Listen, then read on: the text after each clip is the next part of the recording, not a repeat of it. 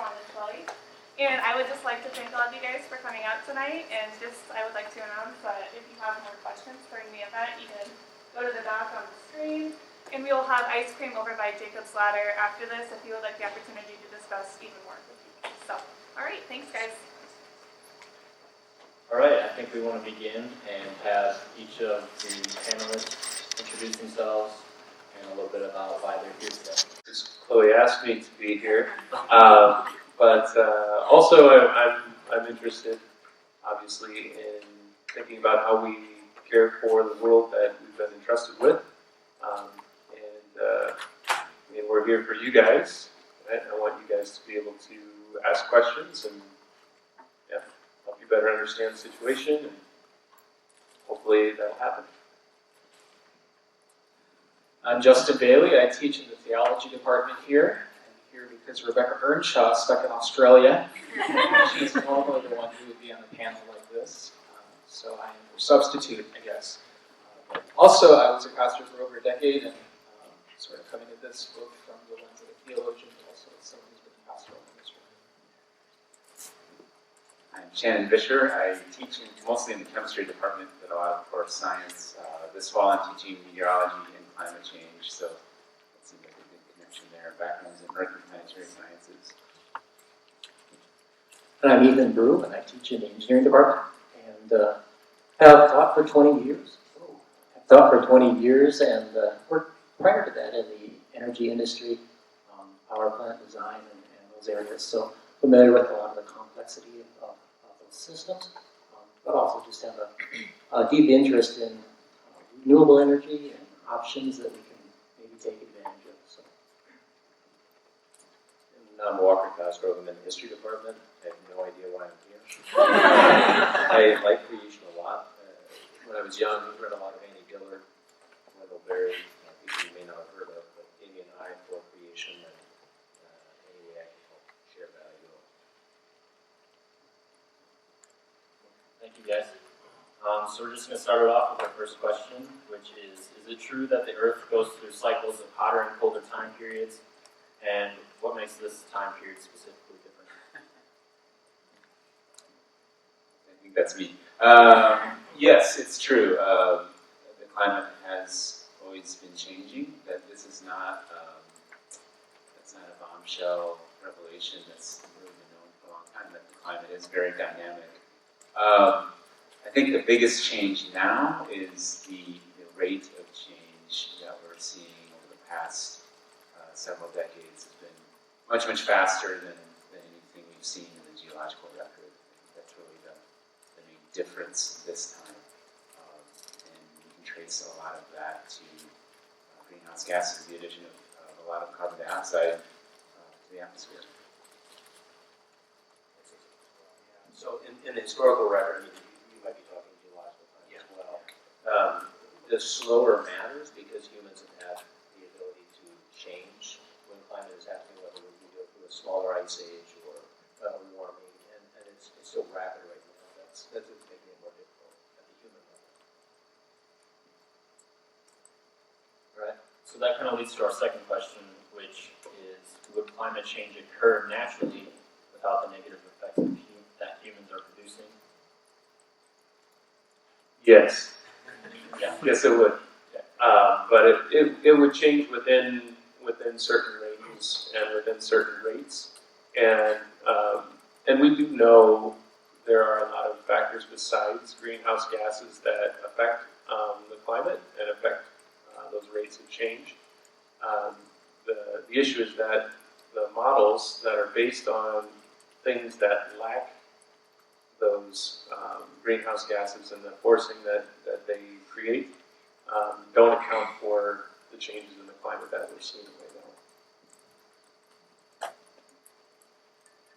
Our third question is, how do you respond to all of the scientists that argue climate change, as popularly advocated, is not biased in the facts?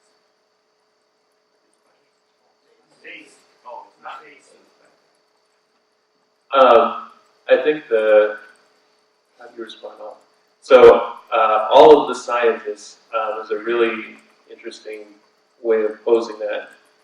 It is the first of all, I would say the preponderance of scientists, if you look at all of the major associations that include geologists, geophysicists, atmospheric chemists, all of those associations agree with both the fact that the climate is changing at an unprecedented rate, and that is due to, at least in part, to human-generated causes. There is as in many cases, there is a vocal minority who, there's always the danger of giving two positions equal credence. And I think we're a little bit in that situation, that just because there is an alternative position does not mean that it's entirely valid. So I think there's that. I think there are, even within people who are dissenters, or people who would probably like to be called skeptics, in the good sense. It's good for people to be skeptical. There are some people who are skeptical. People who are talking about,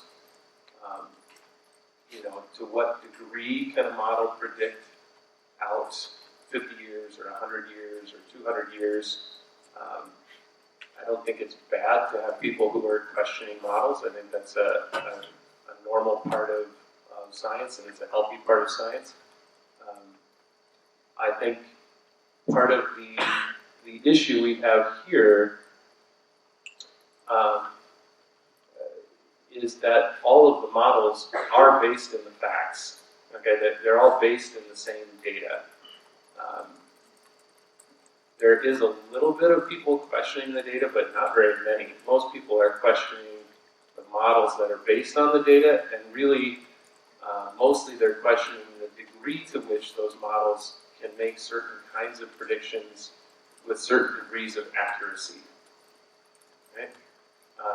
So it's a lot more nuanced, I think, than most people would sort of say here. I do think there is the popularly advocated part of that question. I think there are people who are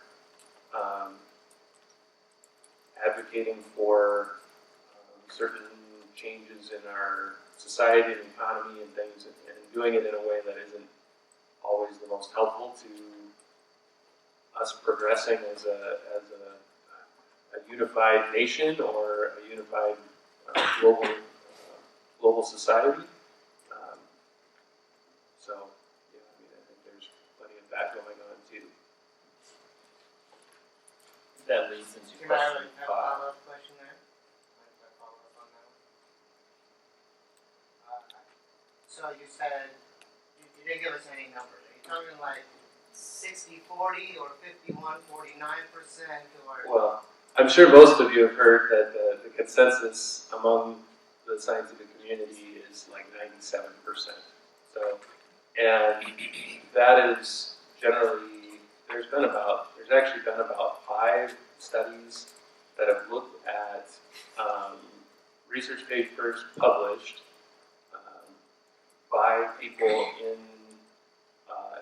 reputable journals, peer-reviewed journals, and depending on how you analyze those, you get somewhere between 90 and 98%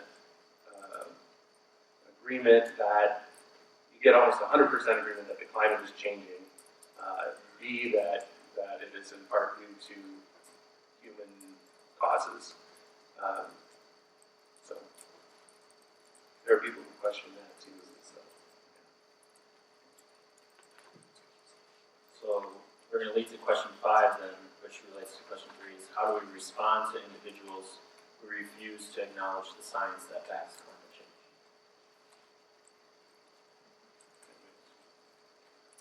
I think sometimes in this.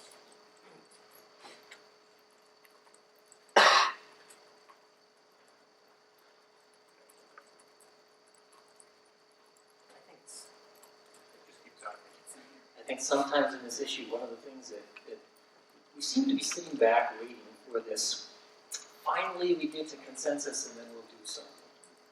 one of the realities, and I teach history of science and technology, and it's so amazing to me that unfortunately consensus doesn't mean everything. Because there's been many times in history where we've had significant consensus on something that we've turned around and found later to be not so dead on. That doesn't bother me, that doesn't make me question any deeper this consensus, because there's some times where consensus really has led to a way of thinking and a way of working, a way of understanding the world that has been right. I think we need to step back from it a little bit, because every time we get together to debate this issue, we just go, yes, no, yes, no, yes, no. But one of the, maybe it's more pragmatic, but to step back and say, what do we do with something that has significant consequences if it is right? And what would be the consequences if we moved forward in this direction if it wasn't right? And sort of thinking along those lines, we actually come to a path that probably is similar.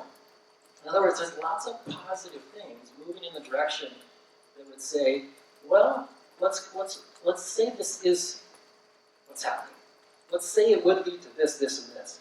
These would be some of the actions we would take.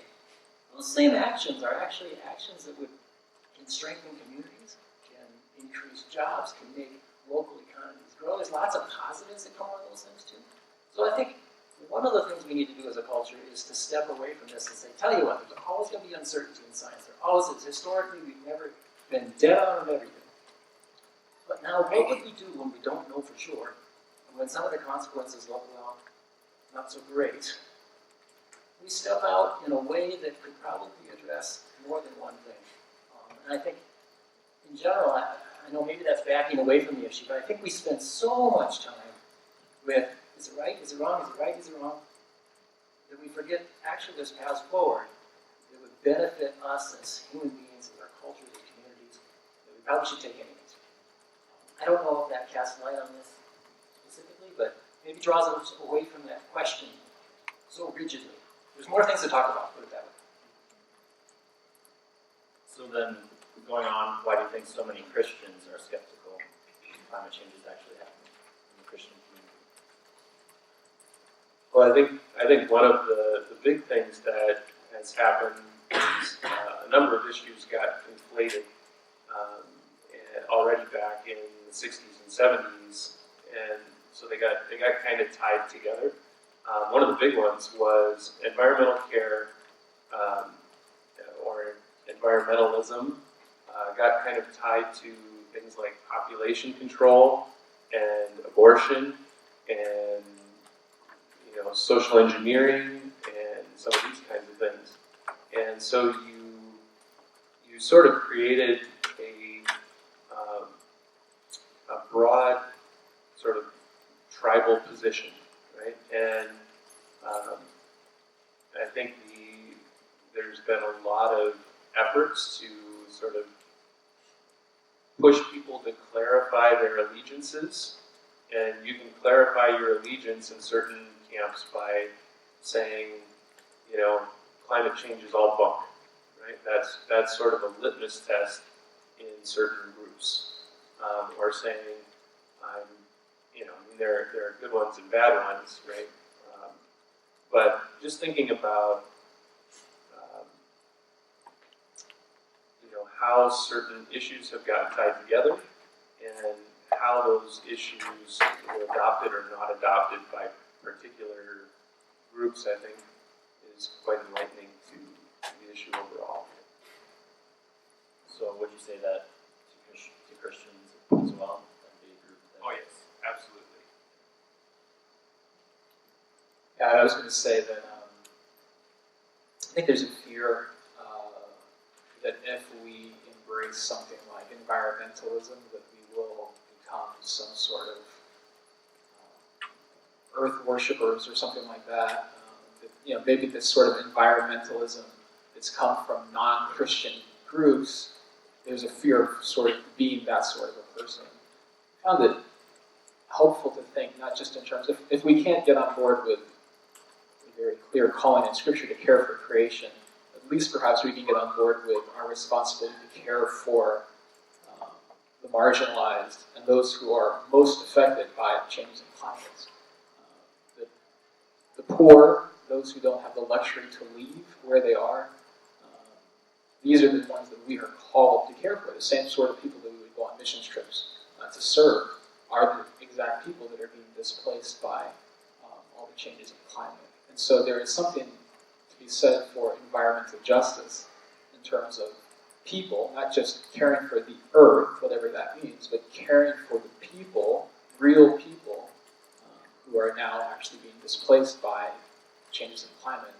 They don't have the luxury just to go somewhere else, or are creating these mass migrations that are now creating all sorts of other issues. And I would just follow up with that too, to recognize that those marginalized people are not the people who are creating the issue in the first place.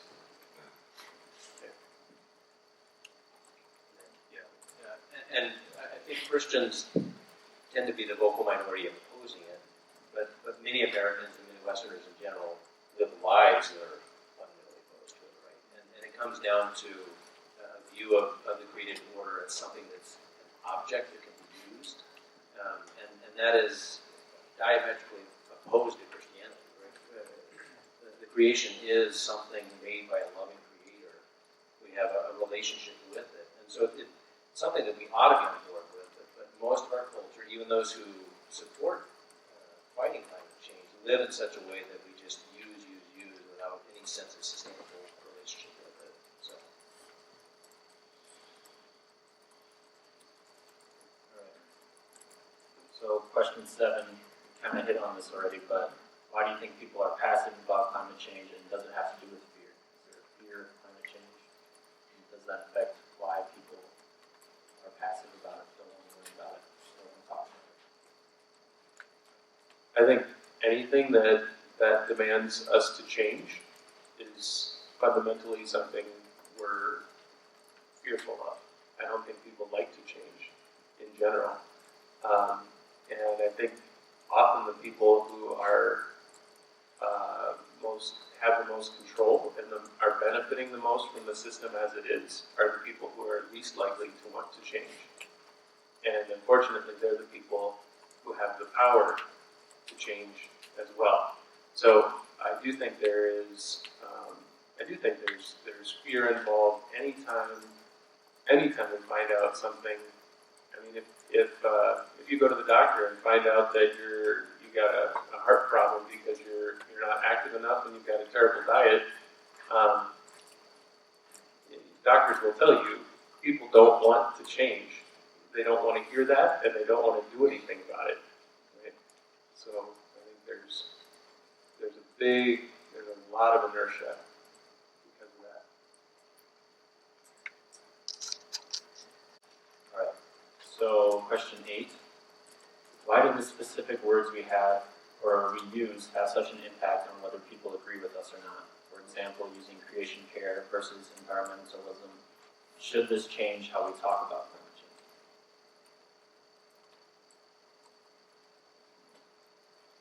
Yeah, I think it does change how we talk about it. I think this is an interesting question because I think I've shared a study with a few students and faculty on this.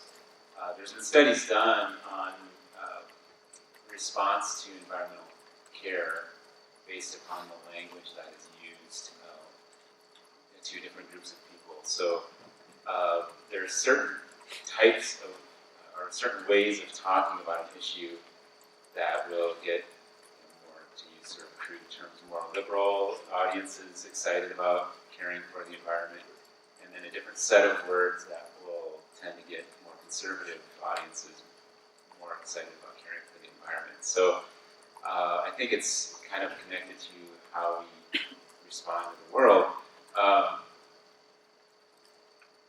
I think it's important, I think this kind of gets back to the previous question as well about why are Christians sort of perceived as not being in on this. And I think part of it is just maybe we as Christians need to have more of an imagination and start leading in this area. I think one of the issues is that because of the historical development of the environmental movement, particularly in the United States, it got to be very closely associated with sort of more left side of the aisle as an issue.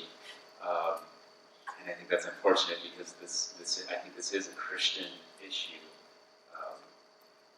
Creation is something that God loves. And just by virtue of that fact, at a minimum, that demands our respect. But I think a lot of this is, are we able to lead as Christians in this area? And what would that look like? What would the language be if we would have the courage and the imagination to lead? I would just say, as a theologian, that it's really important that we talk about creation, because the word creation, rather than just nature or the environment, the word creation evokes the whole Christian narrative of that there is a creator who, as Shane said, made the world and loves the world and has entrusted the world to humanity. And you can't say the word creation without feeling a little bit of the responsibility of that creation mandate that was given to us in Genesis. Literally on the very first page of the Bible.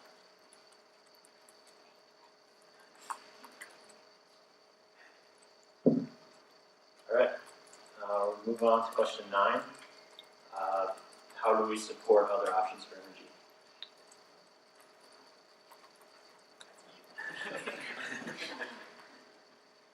This is when it gets complicated. It's not an answer. But I think you take in everything that was said here, remembering that energy is not inanimate. I don't know how better to say it. In other words, it's tied deeply into culture and community and everything. It's not kilojoules.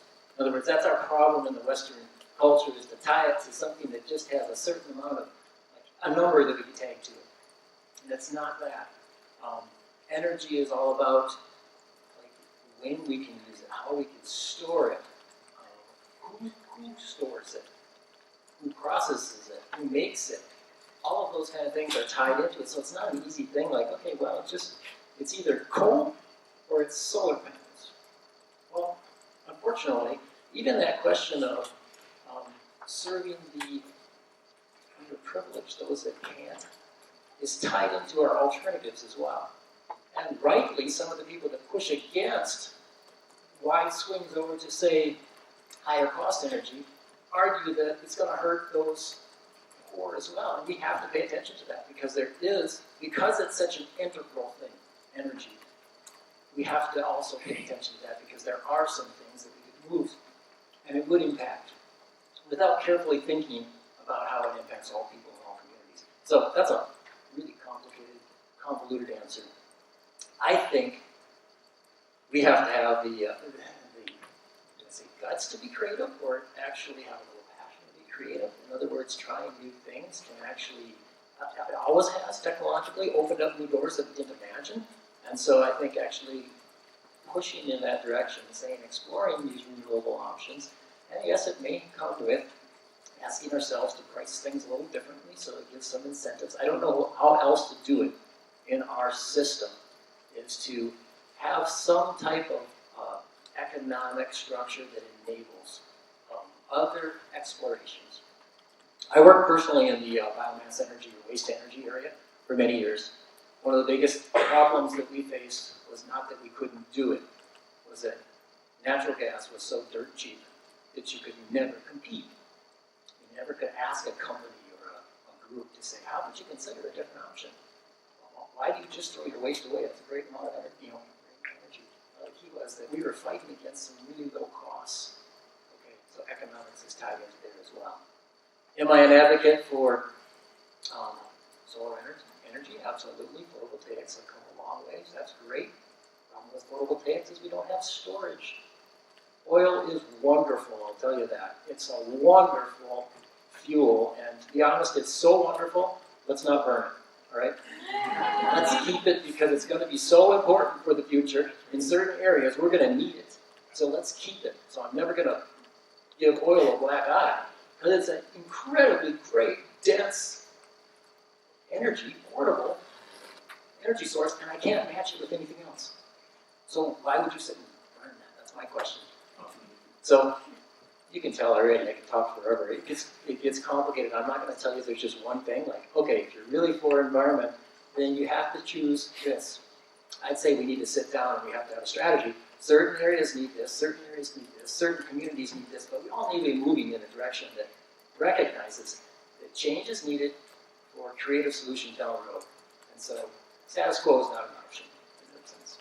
And I think it's interesting too, if you actually look at a lot of the big petroleum companies, they're acknowledging that first of all, that climate change is real, that burning fossil fuels contributes to it, and 3, we need to think about transitioning to other energy sources. You might be surprised to do that, to know that, but if you actually go and look on Chevron and ExxonMobil's websites, they very clearly state that. They even, Chevron has even said we should be a part of the Paris Accords, that's a great step forward for our global society, and they advocate much what you're saying, that petroleum is likely to continue to be an important part of our energy, but we need to use it in better ways, use it strategically, and to diversify. And I think that's one of the big things too.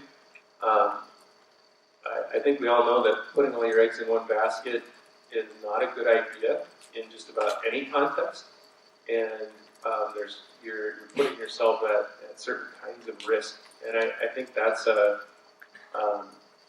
one thing that I would just say is again, take a little risk, right? Be a little creative. Try to think about all of the positive impacts that trying something might have, rather than just the bottom line fiscally. But think about even just how trying something different in your community might wake up other people's imagination, how that can help us be more creative as people. Think about alternatives for how we do different things. I think that's fundamentally an important part of any system, is actually for it to be diverse, not to be monolithic. We've seen the danger of monolithic systems. They tend to fall really hard. That leads into question 11 pretty well. Question 11 says, how can we inspire people to be active in making small differences regarding our world rather than being intimidating on a grander scale? So I'd like to add to that, should we be asking to make small differences, or should we be asking people to make large, life-changing differences?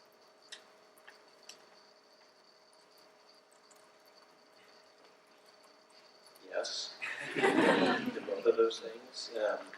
So we certainly need large differences being made.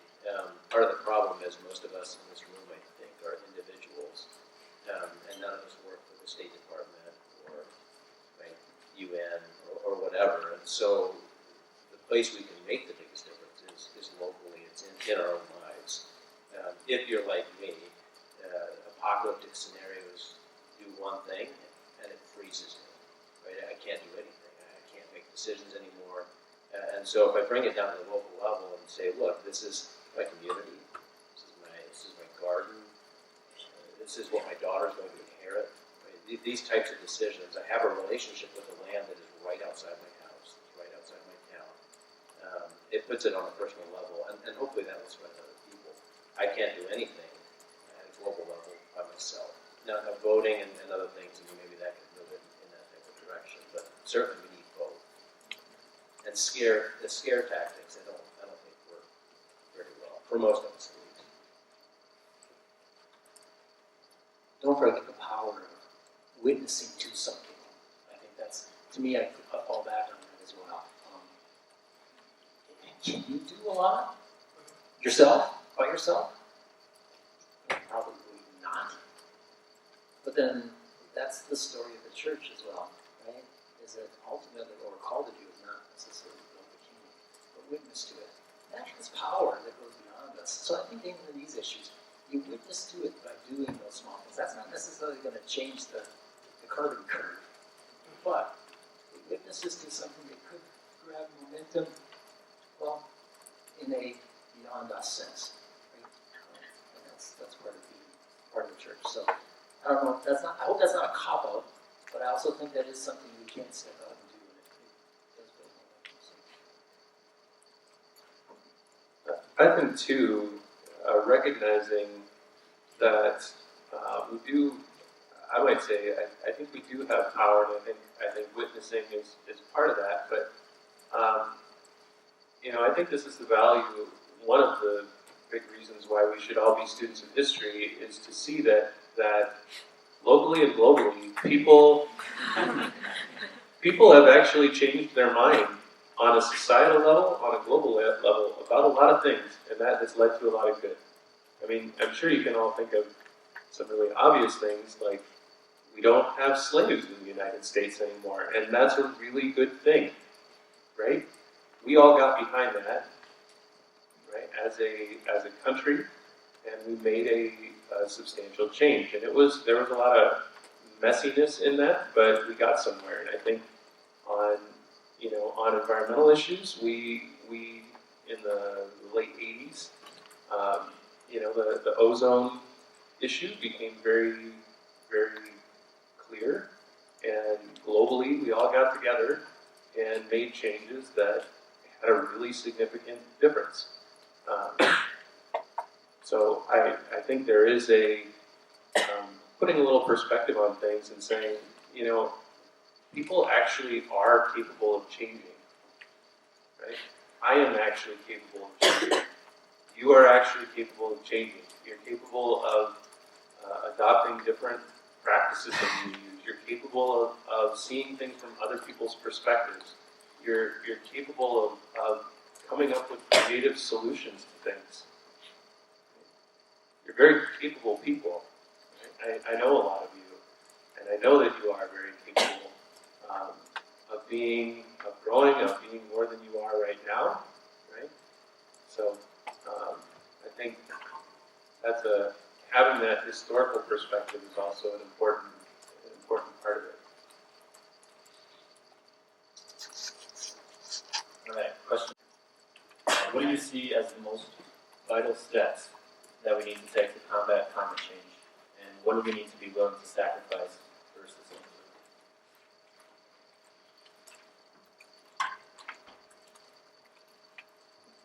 That's a really negative way of putting it.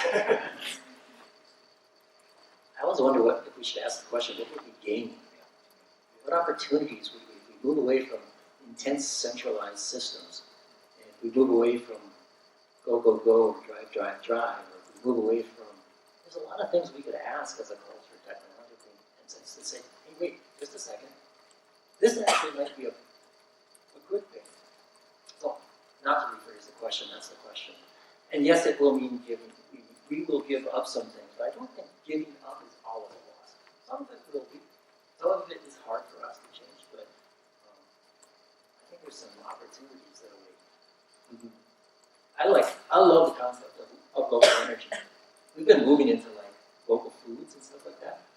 I think that's also fascinating. That hey, isn't it great when you actually support somebody in a nearby vicinity and you don't have to ship your food thousands and thousands of miles, and you know that you're sort of building this community? We never thought of energy that way. We never thought of, let's take the resources here and let's deal with the consequences of energy and navigate the waste issues that come with that together as a community. That's a positive, actually, in many ways. Decentralization can have some wins. So, slightly repeating the question. There are some things we would have to say we wouldn't do anymore. Well, I was going to give the example when I was going to graduate school and we lived in North Liberty. I had about a 25-mile commute, so I was on the road about an hour a day. And when we decided to move here, we wanted to live close. So that I could either walk or bike pretty much every day to work. And I saw that not as a loss, I saw that as a very clear win. I feel healthier, I feel more alert when I get to work, having had a little exercise. And in reality, our two vehicles are probably going to outlast me one of our vehicles, we put about 1,000 miles a year on it, and the other one we put about 5,500 miles a year on it. Those two vehicles will probably outlast me. So not needing to buy a new car, not needing to spend as much money on maintenance, on fuel, on all of those things, to me is not that's not a sacrifice. It has a lot of wins.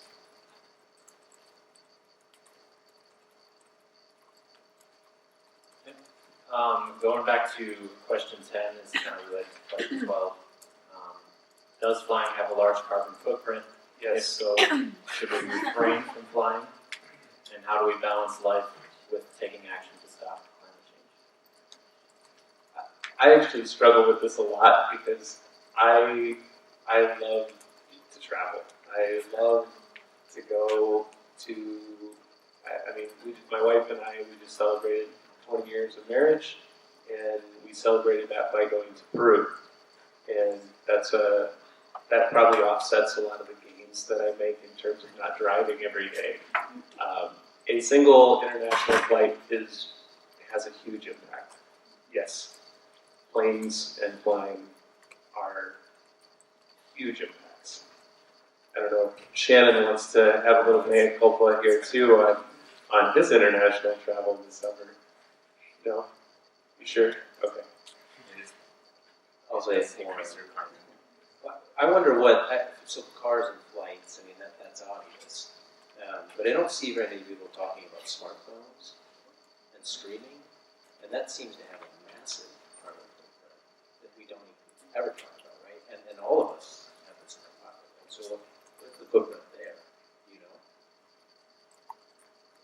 Honestly, I would have a very hard time quantifying that. I think the general consensus is that what we've gained by not printing as much stuff, by not shipping as much stuff, by even reducing our travel in some cases, by being able to communicate electronically, has probably,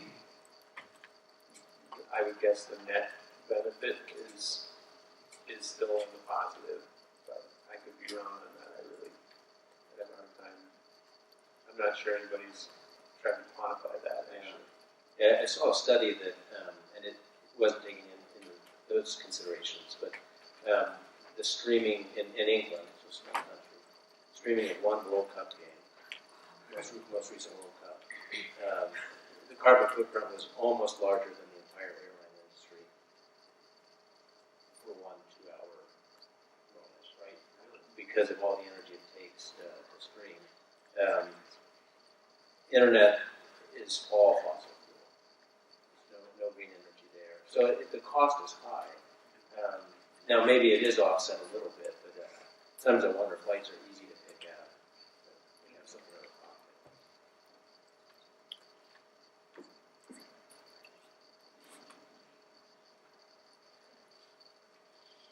So question 13. This one says, why don't we acknowledge that industry plays an even bigger role in the environment than individuals do? Is it possible to transition to only electric cars in the near future? And what would it take to transition to using mainly renewable energy sources like wind, hydro, etc. in the near future? I don't know. I think it is very possible that we could transition to only electric cars in the near future. I mean, we transitioned from horses and buggies to everybody driving in like 50 to 100 years. So I don't really see any reason why that would be an issue other than infrastructure for powering all those cars. And I think there would need to be some considerations for how we price energy. On the other hand, electric cars are a great way to store. If you talk about the storage issue, charging cars on off-peak times would actually be a really good way to store some of that energy that's available sporadically, I guess you might say. But yeah, I think it's a very realizable possibility. Yeah, just a couple comments on this question. It's a good question. Electric cars are great if you're charging them using a good energy source. Electric cars don't really help you if you're concerned about carbon footprint and such. If most of your energy is coming from coal-fired plants, for example, you're just kind of pushing the problem around. Then, but I think that's certainly within the realm of achievable. I don't know the percentages right now off the top of my head, but Iowa is one of the leading states in the nation for wind-generated electric. We're about 42% renewables in Iowa compared to, which is awesome. So I think this transition is possible, and as was mentioned earlier, it's got to be a multifaceted solution. Petroleum solutions are not going away anytime soon. It's just it's such a valuable resource. There's a reason our cars use gasoline. And just to comment on the industry thing, it is true, and I think this is part of, it's not necessarily just fear, but there's an earlier question about you feel there's a little bit of paralysis or passiveness. And I think part of that is just recognizing that this is a very, very big problem that goes beyond some individual. So sometimes it feels like it's really hard for us to actually make a difference. But at the same time, yes, it's a large-scale systems level issue, and it needs to probably be approached that way. But the industry that is that's sort of responsible for a lot of emissions is, of course, a reflection of our choices as well as individuals, and what are we valuing and how do we structure our economy. And talking about servers and internet, you can almost, that's changing now because we are using more and more renewable energies, but you can almost correlate how much carbon is emitted by how much something costs in a largely carbon-based economy, because carbon has been such an important part of our energy solution for so long. And there are lots of things that we know how to do differently that if we, I don't know how many of you have ever been to another country and looked at the cost of fuel, but it's a lot higher in almost every other country in the world, and it's because we do subsidize fossil fuels. And unfortunately, that actually, that makes it's more economically feasible for a lot of people to do things in ways that we have alternatives for. There was actually a big bioreactor that was going to take manure from lots of beef operations around here, and they were going to digest that and produce methane, and they were going to use that methane to generate electricity. And like you said, about the time they were getting that up and running, the cost of natural gas went through the floor, and the whole business went belly up. It would have been a great technology, would have been a great addition to our energy supply around here. People are doing this all over the world, from developing countries to developed nations. And unfortunately, the price point of natural gas shut it down here. It was economically viable at a point. We'll jump to a little bit of a different type of question here. Go to question 16. How do we view Jesus' return in light of environmental care? If he is coming to make all things new, why does it matter? And do you have any book recommendations that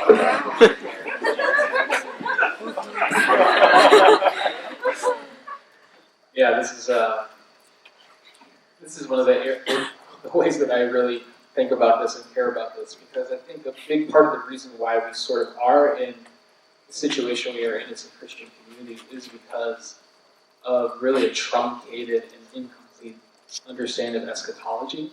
Eschatology is our sense of the end of history, the end times, so to speak.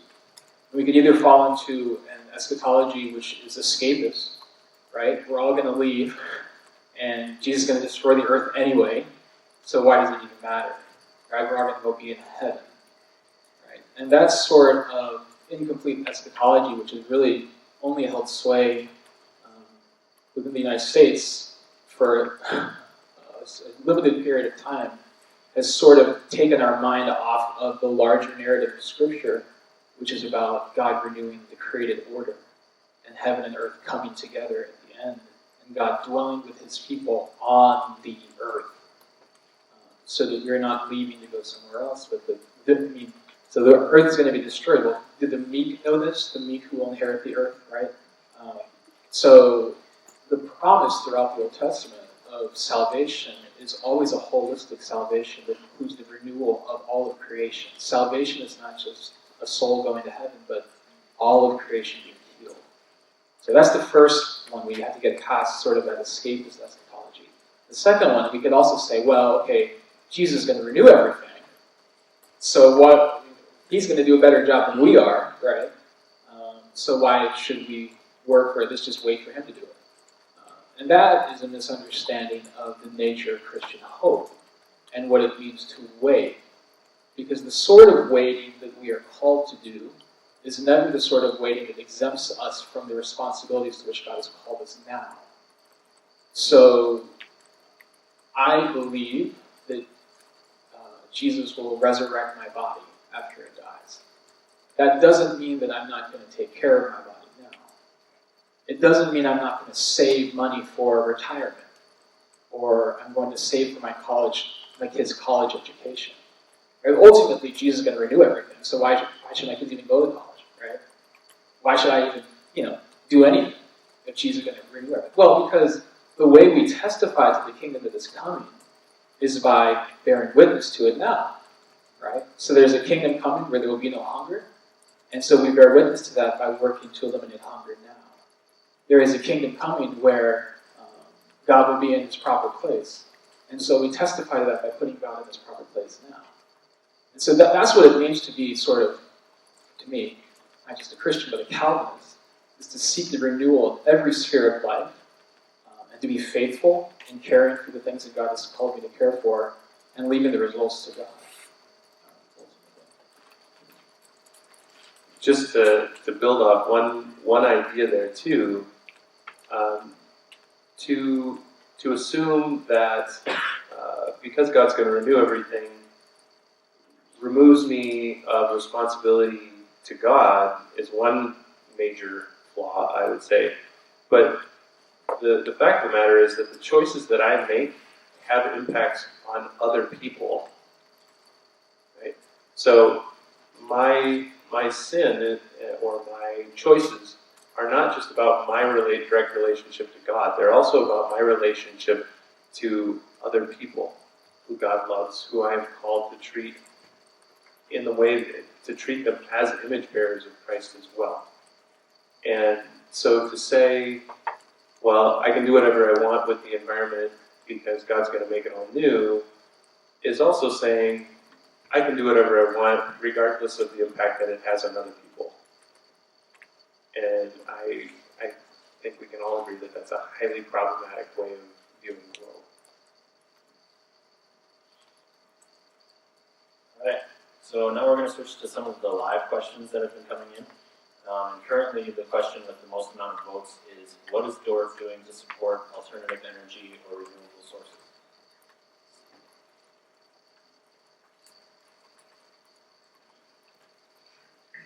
There's always bits and pieces being done over the years. As you're out building projects, there's always a push and a pull. And there's always a, what's the overall budget? What can we afford so that we keep tuition down? And what can we do creatively so that we conserve? And there's been a number of those small decisions that you don't always see in the background that have been a privilege to sit on. People making choices for alternatives, whether that's ground source loops that save energy out at Kuiper. In small ways, I would say, testify to what we'd like to see happen with our solar energy lab up on the roof. It doesn't generate a ton of power, but it shows it can be done, and it makes me eager to put them on my own house next year. So those are the kind of things that we do, small things like that. There's been a number of ways that we've asked the contractors to say, no, let's the energy energy efficient option here. It's going to cost us more.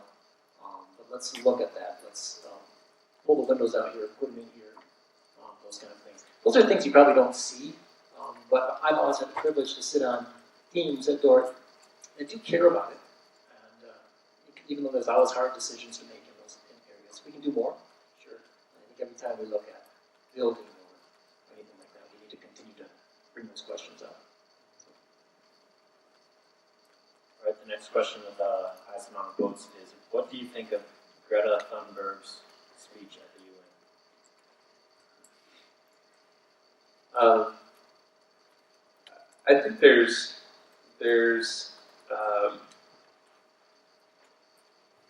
there's always a sense of how fast should change happen, right? How important is it for change to happen fast? And I think one of the big things to consider is that the people who feel most at risk from things not changing are the people who are going to be the most pushing the most rapidly for change to happen. And change can come about in kind of two ways. If you look at social change theory, I learned a little bit from Abby Foreman and some of our social work friends. There's the sort of slow incremental change, and then there's revolutionary change. And usually revolutionary change happens if incremental change is too slow. So obviously Greta would like things to happen rather rapidly, and maybe she's a little bit of a rabble rouser, trying to bring things a little bit more to the forefront. So I think it's good for people to be passionate about things.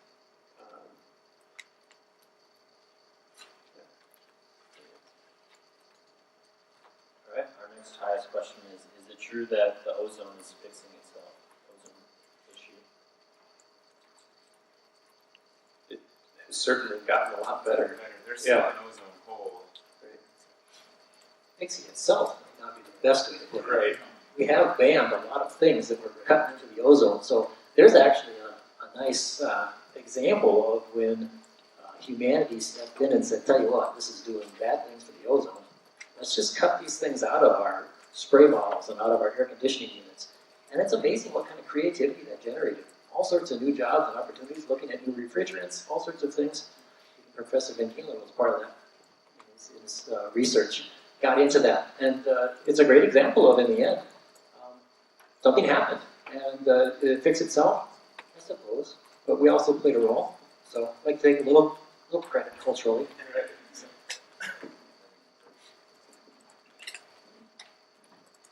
All right, the next one is, how would you respond to Christians that claim that climate change isn't true because God is in control?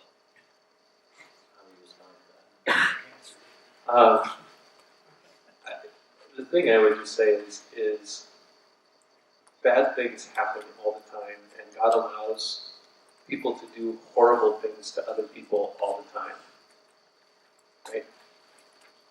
So to sort of claim that God is going to always keep us from the consequences of choices that we make, I think is bad theology, and is sort of prima facie false. Like, I think we can all see through history that God has allowed us to make terrible decisions that have, as people, that have had horrible consequences for lots of other people.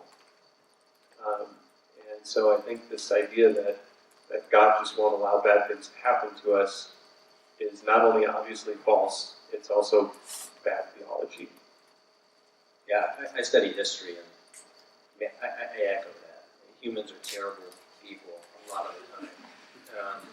And to say that because God is sovereign or in control that he won't, either he's not sovereign or there's something else going on. I think Scripture is pretty clear that we are responsible, moral agents. And so regardless of what your opinion is about climate change and whether you think the science is wrong, you don't care about it, you're still a responsible moral agent, and that includes to the created order. Right? It's not an object that we can abuse. And so, let's not even talk about climate change. Let's just talk about good, responsible behavior with our neighbors. Jeff talked about loving our neighbors halfway around the globe. Think about where you buy your food. Who's making it for you? Think about how far it's got to be shipped. You really need bananas in the middle of whenever, right? I mean, this type of stuff, whether God's in control or not, we're still responsible moral agents. And I do think God's in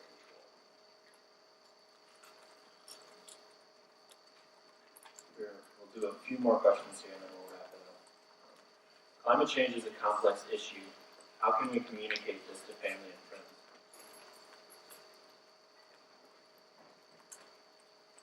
With gentleness and love. Changing yourself first, right? I mean, preaching at other people doesn't work very well. I certainly don't like to be preached at. But when I see someone's life that's been changed and they live in a certain way, there's almost nothing more powerful than that, at least for me. There's a saying I always like to say, is criticize by creating. So rather than sort of always pointing out what other people are doing wrong, live a life that is robust and where you're doing ordinary things with extraordinary passion and joy and purpose. And that sort of life is attractive. And it speaks much louder than sort of talking points for others. The next one is, I've heard that the majority of pollution that North America makes is such a small portion in this world compared to China, and that we can barely make a difference. And what do you think? My sins are really small compared to Hitler's. Right? I mean, just because it's less than China's or less than India's doesn't make it any less bad. Right? And sin is sin. So the comparative game doesn't work. I mean, I don't think God plays it, so we probably ought not play it either.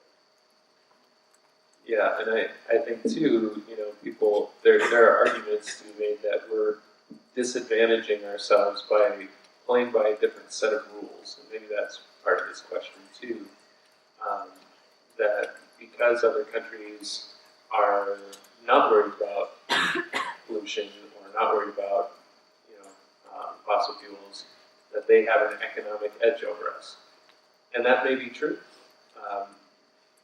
So be it.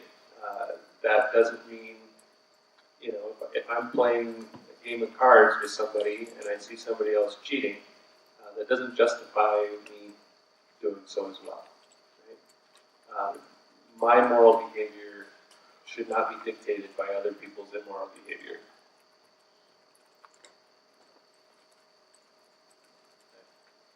What do you think about anti-alarmism, the theory that climate change is real and man-made, but not as big of an issue as the media makes it out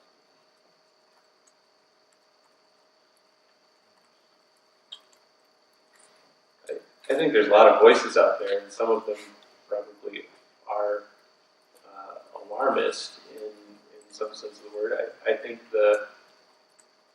some people, well, in any point of disagreement, the more resistance you run into, the louder people tend to talk. And so I think that's part of some people are yelling louder because they feel like people aren't listening. Whether that's an effective strategy for helping us make progress, I don't know. I mean, I think there's a place for yelling loudly sometimes, so to speak.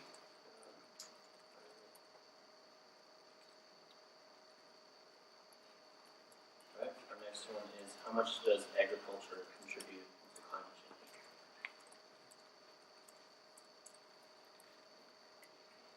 I don't have statistics. I mean, we can probably Google that if we want to look at the relative emissions of different sectors of the industry. Something I think is worth pointing out is agriculture is probably where we're going to see a lot of the effects of climate change making a real impact, essentially by increasing the amount of risk faced year on year with flooding, with extreme weather events, extreme precipitation events. So I know that's not really answering the question directly, but I think